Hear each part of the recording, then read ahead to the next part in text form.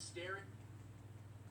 President Trump is waging war on the deep state here at home and staring down America's enemies abroad, all at the same time.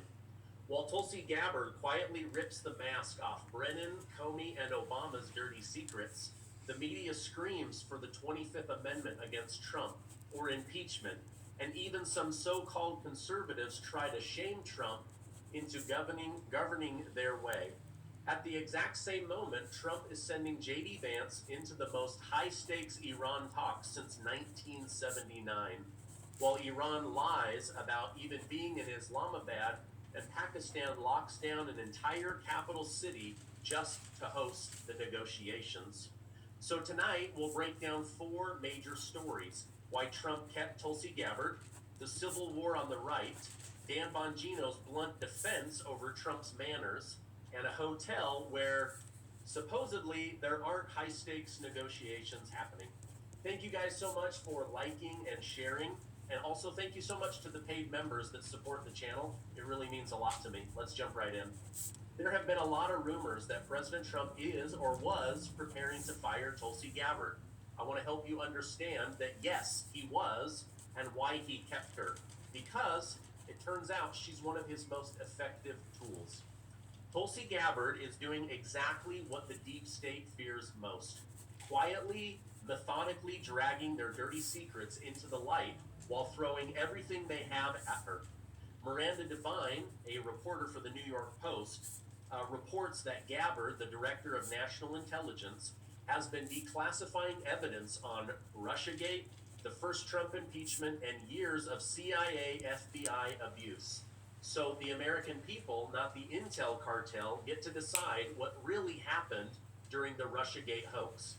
That's why the regime media smear machine has been in full overdrive, with anonymously sourced hit pieces from The Guardian, The New York Times, CNN, MSNBC, and more, all trying to paint her as unstable, extreme, or disloyal to the president. Now, behind the scenes, there were real whispers that President Trump was ready to cut her loose, just like former AG Pam Bondi, after she pushed back on him going to war with Iran. But key advisors remind Tulsi's value isn't about being a rubber stamp for war.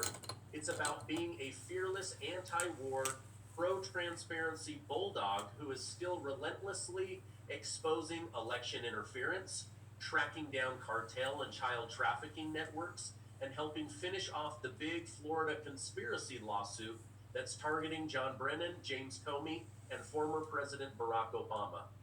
That's the bigger picture. You don't fire your most loyal and effective deep state wrecking balls just because she didn't want to get involved in a Middle East war. You keep her right where she is, declassifying, pulling back the mask, and demanding that the deep state be held accountable. Now, because of the war, many have been calling on Vice President J.D. Vance to use his authority to call out the 25th Amendment and have Donald J. Trump removed. Democrats say, as of this week, that their number one focus and talking point and party function and focus will be impeach Donald Trump. Well, Stephen A. Smith said, you guys, you gotta stop it. This is a waste of time and an abuse of taxpayer dollars. Listen to what he had to share earlier today. And unlike Marjorie Taylor Greene or a bunch of people on the right, bloviating, talking out of both sides of their mouth, knowing that they're pushing for something that will never happen, meaning invoking the 25th Amendment, that ain't gonna happen. As long as he's alive and breathing, Donald Trump's gonna be the president until the end of the year 2028. It's just a fact. The 25th Amendment will not be executed. Stop it. Just say you think, just say what's... I needed to prioritize.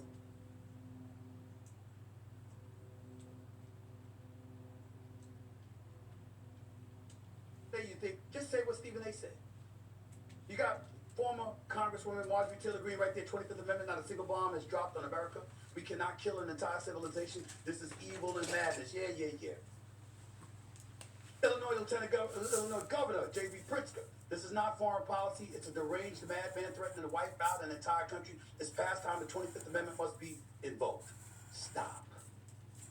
Stop it. All you're showing is how useless you are.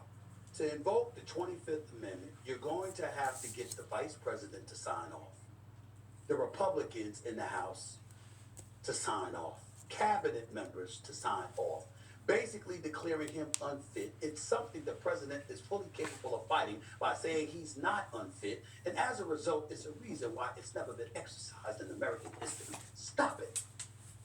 Okay, stop it. It's a waste of money, a waste of time, just because you guys are pathetic and don't have any real talking points.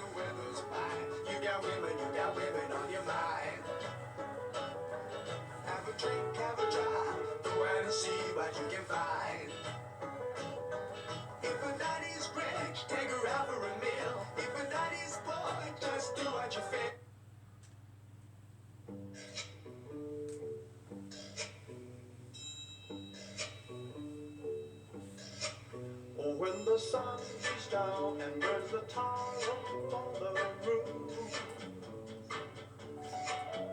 and your shoes get so hot, you wish your tired feet were fireproof. Under the boardwalk, down by the sea, on a blanket with my baby's where I'll be. Under the boardwalk, out of the sun, under the boardwalk, we'll be having some fun. Under the boardwalk. People walking above. Under the boardwalk. We'll be making love. Under the boardwalk. Boardwalk. From the park you hear the happy sounds of a carousel.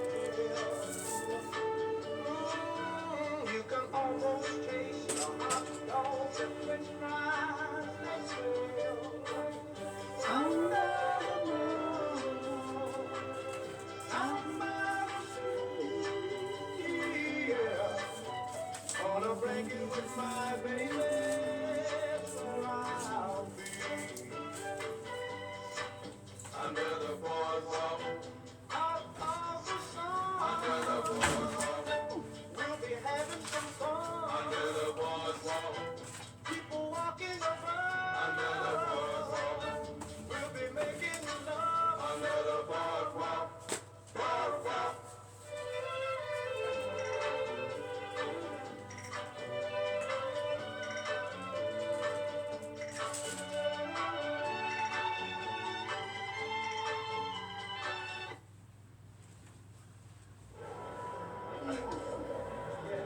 That's the back, right?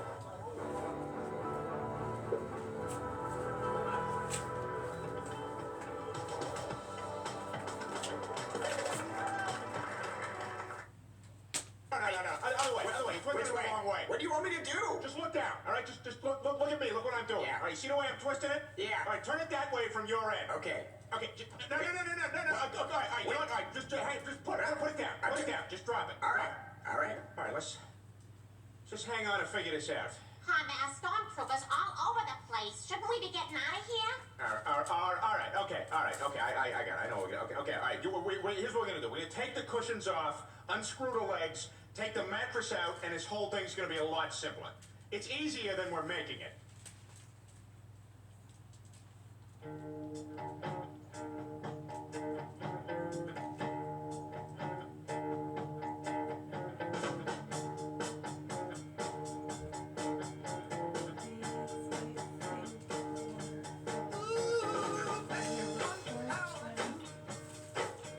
Yeah, because we needed to do it. When they used to do a little portion, you could put in the thing at the end of the game. I think that's what it was. I think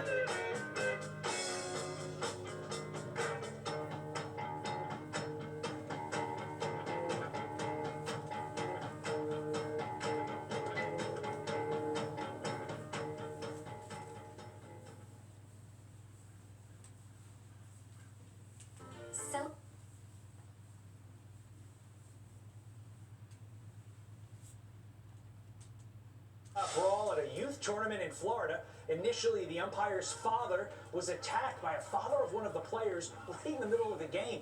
The umpire left the field to intervene, but was then punched from behind by a coach before players emptied out of the dugout and joined that fight.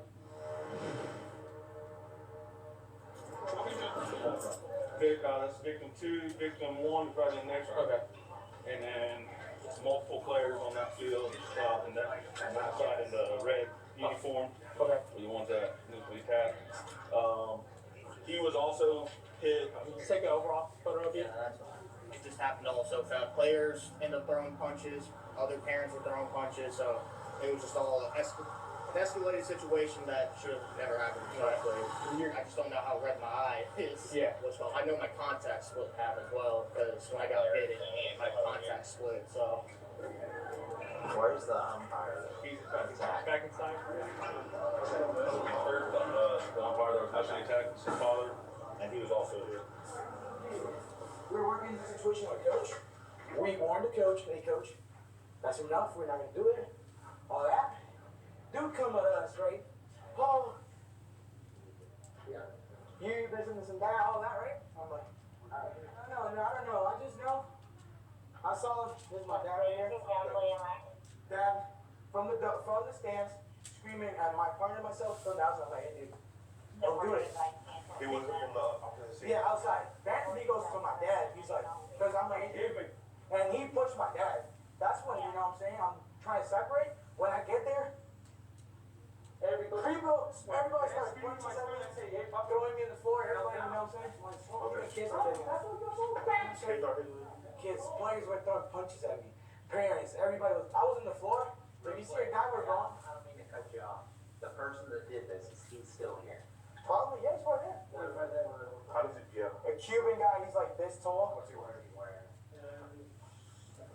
Shirt. He has a hat on. He's the guy side over there. Because he came at me, he's like, oh, come here, you know what I'm saying? Like, while the umpire is still laying it all out for the officers, the rest of the crew is out on the diamond doing their own detective. And that they're not really interested in us, they don't really care about us. I think they do care about us very much. I think they want our highest and best good. Yay, we got Rogers at bar.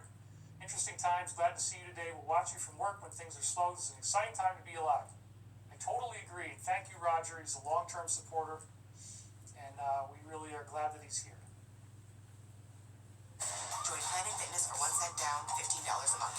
No commitment. Deal ends Friday, April 10th.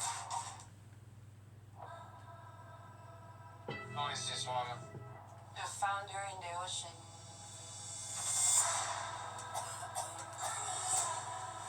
Meet Sabrina Gonzalez. In her 9 years at Walmart, she's seen it all. Sniffles. Yeah, I mean, the possibility, Project Bluebeam is a legend about the idea that there could be a faked alien invasion that happens in the future, that this could actually affect our reality very dramatically by making it look like we're under threat from some type of alien invasion. And, you know, if that were to happen, then we're in a whole new reality. Did you catch those three? Bluebeam is that there are certain There's 1, 2, groups 3. on Earth who may be responsible for causing that, and they're actually very human and terrestrially based, using perhaps technology that came to them from extraterrestrial beings. But they themselves are not actually extraterrestrials at all, they're just working in secret classified projects. And now we've had the Age of Disclosure film come out. They talk about the legacy program. This is a big new thing that we're hearing. That term has become widespread now. The idea that there is a program that is going back to the time of Roswell, if not before, where UFOs have been reverse engineered, such as Roswell. And that as a result of that happening, we have all kinds of different craft that are here. They've been here for a really long time. So that's pretty wild when you start to think about the idea that there could be this whole compartmented aspect of our world that is not revealed to us at all, in which they are routinely traveling throughout our solar system, traveling throughout the galaxy perhaps, having bases on the moon, bases on Mars, bases on other satellites in our solar system. And in fact, I have met and interacted with multiple insiders who claim to have been a part of this reality.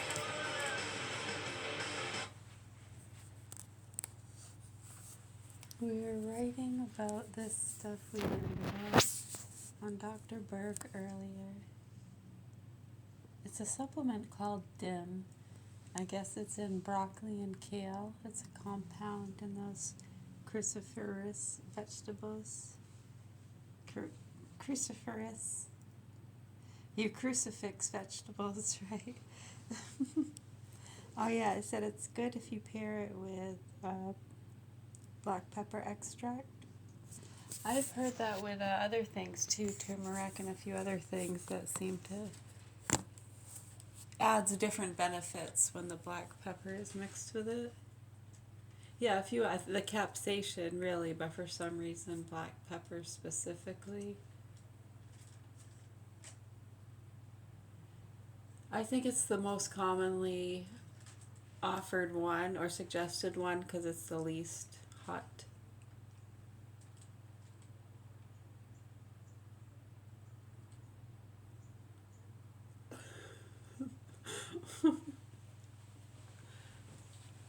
Quit making fun of me. That's really heavy, and they give you very consistent messages about what they know and what they've seen, where they went, what they've done. And again, there are different types of beings they claim to encounter in these very classified programs. Some of them are very evil, but some of them are very good. In fact, the majority of them are very good, so we hear. We had Sergeant Clifford Stone come out in the original Dr. Stephen Greer Disclosure Project events, 1996-2001, saying that there are, in fact, 95, I think was the first one, 96, something like that, that there are 57 different varieties of human ETs visiting us. Most of them are human-like, not all of them, but even the ones that are not as human-looking as us or nearer to us still have the overall hominid features of the 2 arms, 2 legs, the head, the eyes, the nose, the mouth, the ears, etc. So it's interesting. The universe, at least our galaxy, appears to be programming humanoid life to appear in and around any planet that exists in our solar system. And NASA has now estimated it could be up to 80 billion. Yeah, that's right with the B. 80 billion Earth-like planets just in our galaxy alone. So the more we start to stretch our mind around this, the more that we start to imagine the possibilities of what really could be, we start to say, you know, it's a big, big universe. There's a whole lot of planets where intelligent life could have evolved. And maybe the theory of convergent evolution is true. Maybe there's a way in which evolution naturally produces these types of beings. And so for me, this is all I want to talk about. I want to talk about the grander picture that I got from certain insiders. And I was lucky enough to speak to people who never spoke to anyone else. They only spoke to me. And, or maybe just a few others, like in Camelot, for instance. But Carrie and Bill and so on. But there's definitely people I've spoken to who gave me proprietary information. I'm in touch with an insider right now. In fact, there's several of them that I still talk to. So still getting little updates here and there, but not very much. But you know, there's so many things that are going on that are just really, really interesting and strange. It appears that this legacy program is really vast. It appears that it goes so far beyond our imagination that it's hard to even visualize the scope of the level of technology that they've gotten, the level of off-planet development that we have, the amount of extraterrestrial architecture. May help in your weight Apparently loss just journey. in our solar system alone, there's so much extraterrestrial architecture to be found. It's all over the place. And that's pretty amazing. We're actually now over 2,000 viewers at the half-an-hour mark. That's great. The concepts from Stargate SG-1 speak of ascended humans who originally built the Stargate system. You're absolutely right. That is definitely a part of it. So yeah, I believe that there are civilizations all over the universe, and I believe that even, well, that's what I've been told by insiders, is that there were very advanced civilizations here on Earth. This gets into the concept of things like Atlantis, that we have stunning amounts of architecture that has not yet been revealed to us here on Earth. In fact, if you dig down 40 to 400 feet below the surface in the Sahara Desert, you're going to find that there's a lot of stuff down there. And it's all, much of it is very, very advanced. In fact, certain wars that we've had before, Afghanistan, Iraq, one of the first things that we would do was to go into, we as in America would go into these secret museums, secret warehouses where they had stored, apparently, and again, I've heard this from not one, not two, but like 5 or 6 or 7 different insiders tell me this, that they found these stunning pieces of architecture under the sand in the Sahara Desert, that whole area was originally not a desert at all. It became a desert. The whole top third of Africa is a big brown area, you know. It's all, you look at it from the globe, it's just all dead. No green. It was green before, and it got zapped in a big war, which apparently was between Draco reptilians and another species here on Earth. Reptilians being one of the main types that present various cultures. We have them in India, they're called the Nagas, serpent beings. They show up all over the place. Other cultures have them, and we see various depictions of this. So it's a very, very fascinating subject, and this is something I really love. I love talking about the possibility that we're not alone, the possibility that we've been visited by ancient beings for so long. I was honored enough to be in multiple seasons of Ancient Aliens on History Channel. It's a really great show. And it's widened our scope of understanding drastically, given us some really, really cool stuff here. So, anyway, I'm happy to see what we've got and how this all unfolds. Somebody wrote in Hebrew, I don't know whatever that says, but hopefully, just write it in English and then we'll know what you're doing there. But spaceship cruising to the giant Hawaii plant. That's right. One of the things I said before is that according to More Than One Person Legacy Program, one of the coolest places to visit, it's a habitable world that's near us, it's a world that's bigger than the Earth, and it's like Hawaii everywhere. It's actually got a relatively stable climate. I don't think its axis is tilted as much, so it's got a stable climate, and it's just a beautiful tropical paradise, and there's lots of different benevolent human ETs visit. So, we're doing well. We're doing well because we've got a whole cosmic community around us, and that's what is so, in many ways, it's kind of infuriating when we look at the idea that they're here right now and they have the technology to remain completely elusive. They can live in undersea facilities that are at the bottom of the ocean. Some people are starting to talk about that. We've even had Representative Tim Burchett now talking about how UFOs are being seen by these, apparently secret government programs that are going to be released to the public if we get disclosure that we've been promised now by our own president. Where does the sea end? And where do we begin? These undersea areas that are actually ancient ruins, pyramids, monuments under the sea. We've seen various places where those already have been found. Off the coast of Portugal, there's a pyramid. Off the western tip of Cuba, there's a whole bunch of weird submerged architecture discovered by Paulina Zalitsky, Paul Weinsweig, and imaged stuff around Antarctica that they found. And apparently when you find some of these undersea ancient sunken cities, this is where you also see UFO activity coming and going. So it is possible that there are underground bases that were beneath these ancient cities that are very advanced. And again, don't think about pyramids and stone architecture as ancient and boring and dull. Think about it as something that needed a technology that we don't have. And apparently they can bore underground and make incredible tunnels. And so there could very well be undersea areas in which there's sunken architecture and you've got incredible facilities down there that still are habitable, that are still apparently pressurized, and they got the water out and they're using them now because they were originally under the ground to begin with, so the water didn't seep in. So think about that, the idea that there could be something under the ocean It's still there. It still has habitable space in it. It still is used by human ETs who can then emerge in their craft, fly through the water, fly through the air, fly through space. That's transmedium. They use different types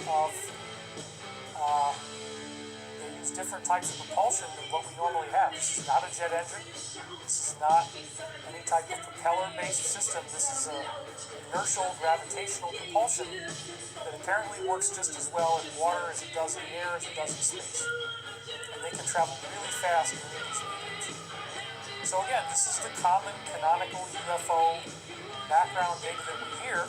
And how fascinating it is to think that we're not alone. These beings have been here and they're still visiting us. And again, I want to thank you guys for the donations. Thank you for showing up today. What are we up to? 2,214 people. My picture quality now looks fantastic. So that's really great. All of those various levels of reality coexisting with us at the same time. Imagine that. Imagine that we're actually living alongside cosmic beings who are still here today, never left, but they're in underground bases or undersea bases. They live on the dark side of the moon, perhaps. We heard that from various legacy program insiders. The moon looks like Manhattan. The dark side at night is incredible. And that there are, in fact, many of them being positive and here, in fact, to help us out. We also heard about motherships crashing in Antarctica. There's 3 huge ships down there. They called the Nevi, the Pinta, and the Santa Maria, and that those ships actually were then unable to take off, but they got reverse engineered and turned into a civilization that became Atlantis. So the Atlanteans actually were extraterrestrials who crash landed here, and they had to make a civilization. And apparently that's the lore behind Battlestar Galactica. You go through the whole show. At the very end of the show, they finally crash land on a planet which appears to be Earth after the last of their fleet had been wiped out. And so all that stuff about the Cylons and AI and very interesting connections to the kind of scary things that are going on now. AI apparently being a big problem for many of these extraterrestrial civilizations. It's a common thing for sentient AI to emerge and for it to make robots that then become kill-enabled, which can cause really bad problems for your planet. In fact, apparently AI blew up a planet in our solar system that now is the asteroid belt.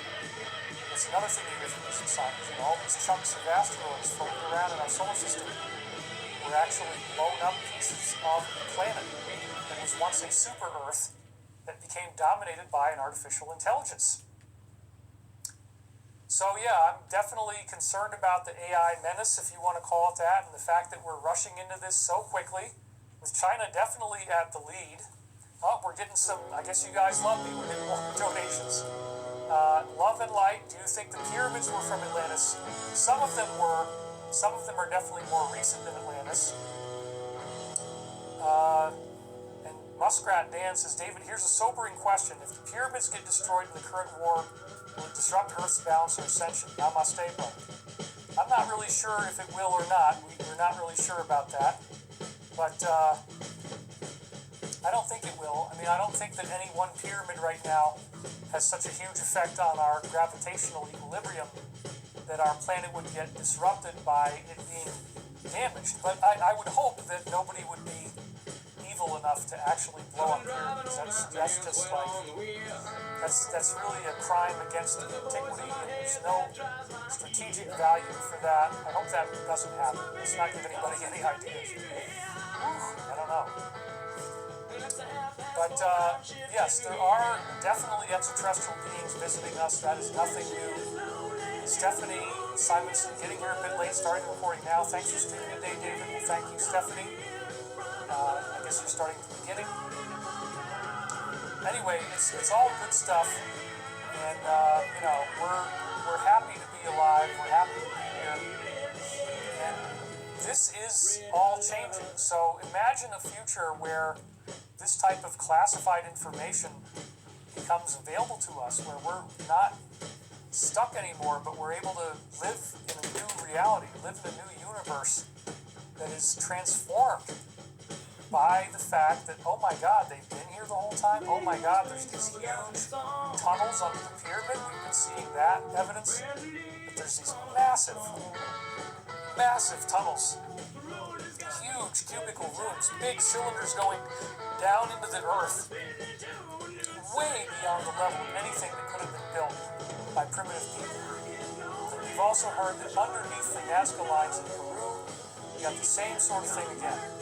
Incredible, incredible architecture. It's just so beyond our capacity to even understand. It's just amazing.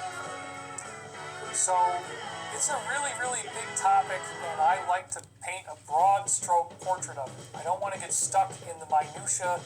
I don't want to get stuck in what is this photograph of, what is that photograph of, is this video real, is that document real. I like hearing what the insiders have to say, and for me, certain revealed teachings aligned very beautifully with what the insiders were saying. The Law of One in particular being probably the preeminent source. It came through in 1981 to 83. It was allegedly channeled, but it has so much relevance. Yeah, we gotta maybe move this a little bit. So much relevance to everything going on. Get some of that light off my eye. Somebody said I look like a light bulb. Let's see, is that any better? Yeah, it looks like it's a little bit better. Okay. So, anyway, we're gonna be able to redefine our own reality in the new information that comes available, and so that's good. You know, we want to have things be able to be changed. It's a scary situation that we're in, but the ascension is what these beings ultimately came up with. So, again, let's talk about that in tangible terms. Insiders who I spoke to, their data aligned very nicely with the Law of One. The Law of One, again, was a revealed teaching, and I think that that actually is possible. Telepathic connection is possible. Edgar Casey, of course, did over 40,000 medical readings in total, many of which still survived. I think 16,000 of them survived. The rest of them were lost in a house fire he had in Ohio. But he lived from 1877 to 1944, or 45, somewhere around there, right before the dawn of the UFO era with the Kenneth Arnold sightings and the Roswell crash in 1947. Edgar Casey would give people medical diagnoses with no front-loading. He would go into trance telepathically, bring through this information. He wouldn't remember what he said when he woke up, but it was stunningly accurate data about people's medical conditions and allegedly their past lives as well, which can't really be proven. But when you looked at the accuracy of the medical readings, when these readings started to talk about past lives, that's when things got very, very interesting. Hey, we need to talk. When you're driving, we're watching. We see you glance at your phone or touch up your makeup. You always say, pay attention. so why don't you? So the Casey readings really, really emphasized the significance and the value of Jesus Christ, that this was in fact a divine manifestation here on earth, and that we have all been living in a conscious, intelligent universe. That is one of the things that the revealed teachings tell us over and over again. So apparently all the way back to when beings were here building pyramids, they understand a level of reality that we don't. They understand that we are living in a cosmic universe of intelligent infinity. That there is an intelligence that is grander than everything that we think we know. And that intelligence wants us to reunify with it. It wants us to ascend through these grades of spiritual evolution and get back up to a source consciousness that is so beautiful, where we are now way more spiritually capable than we are now. We've got a huge increase in our voltage, in our capacity to be spiritual masters, to have spiritual capabilities. We can levitate, we can fly. And even that type of stuff, you don't even have to wait until one grade above where we are now. The fourth dimension, the fourth density, according to many of these sources, you're already having the abilities like what we saw Jesus having. When you get to fifth density, now you exist just as an orb of light, and you can project any type of body that you want to a relatively difficult configuration. 6th density, we're now dealing with beings that could be the equivalent of an entire planet worth of beings in one consciousness. 7th density, you're now looking at the possibility of like a whole solar system unified almost like the inhabited worlds of that solar system, whatever is at that level. And it starts to go back into oneness, and by the time you go back to the oneness, you now have the entire galactic cosmos, the 8th density, the octave. It's all one infinite cosmic creation. It's all one stunningly beautiful mind that has encompassed all there is in reality. That universal mind is you, it is me, it is everyone and everything. It is omnipresent. And apparently this is what all great spiritual masters start to realize when they meditate, they tune in, they find that greater truth, they discover, hey, look, you know, we're not alone. And there is this intelligence, and it is beyond time, it is beyond space, it is foreverness, it is timelessness, and it